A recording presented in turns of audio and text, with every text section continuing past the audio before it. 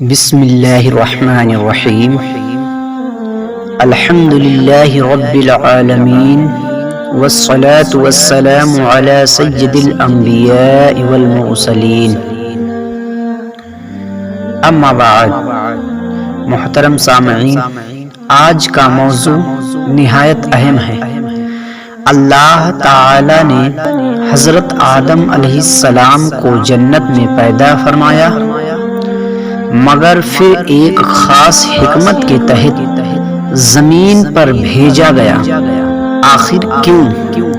قرآن و حدیث اس کی پوری وضاحت کرتا ہے۔ حضرت آدم علیہ السلام کی تخلیق اور جنت میں مقام۔ اللہ تبارک و تعالی نے فرشتوں کو حکم دیا، انی جاعل فی الارض خلیفہ، بے شک میں زمین میں اپنا نائب بنانے والا ہوں۔ حضرت آدم علیہ السلام کو پیدا کر کے جنت میں بسایا، وہاں پر نعمت موجود تھی۔ اللہ نے صرف ایک درخت کے قریب جانے سے منع فرمایا، اس درخت کے قریب نہ جانا ورنہ ظالموں میں شمار ہوں گے۔ شیطان کی دشمنی۔ شیطان نے حضرت آدم علیہ السلام کی فضیلت دیکھ کر حسد کیا اور دشمن بن گیا۔ اس نے قرآن کی زبان میں قسم کھائی کہ میں ان سب کو گمراہ کر دوں گا۔ اس نے وسوسہ دے کر کہا کہ یہ درخت ہمیشہ کی زندگی اور بادشاہی کا ذریعہ ہے۔ آدم اور حوا علیہ السلام بھول گئے اور اس درخت کا پھل کھا لیا۔ حدیث میں آتا ہے کہ یہ بھول انسانی فطرت کا حصہ ہے۔ ترمذی شریف کی حدیث میں گناہ کا ادراک اور توبہ، جیسے ہی اس فعل کا ارتکاب ہوا فوراً ندامت ہوئی۔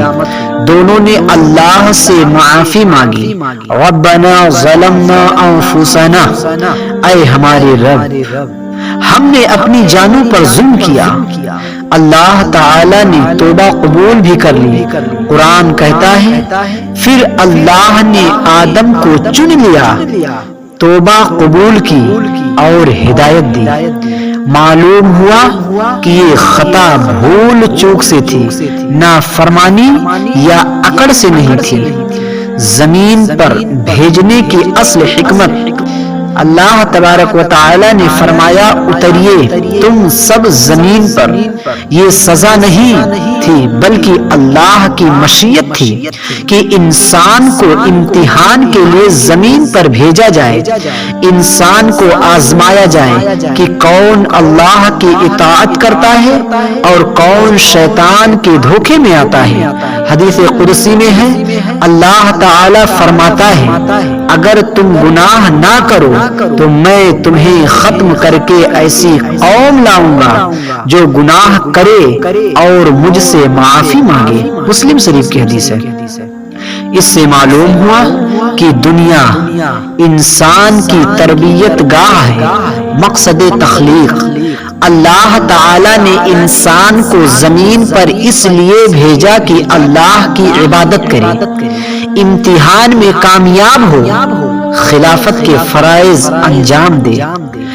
آدم علیہ السلام جنت سے نکلے، مگر ایمان والوں کے لیے یہ خوشخبری رکھی گئی کہ جو دنیا کے امتحان میں کامیاب ہوا وہ دوبارہ ہمیشہ والی جنت میں داخل کیا جائے گا۔ اصل پیغام کیا ہے؟ حضرت آدم علیہ السلام کی پوری داستان ہمیں تین بڑے اسباق دیتی ہے۔ شیطان ہمیشہ انسان کو بہکانے میں لگا رہے گا۔ دوسرا، انسان سے غلطی ہو جائے تو فوراً توبہ کرے۔ تیسرا، دنیا مستقل گھر نہیں بلکہ امتحان کی جگہ ہے۔ جو آج یہاں اللہ کی اطاعت میں رہے گا، اللہ اسے وہی جنت دوبارہ عطا فرمائے گا جہاں سے آدم اور حوا کو زمین کے لیے بھیجا گیا۔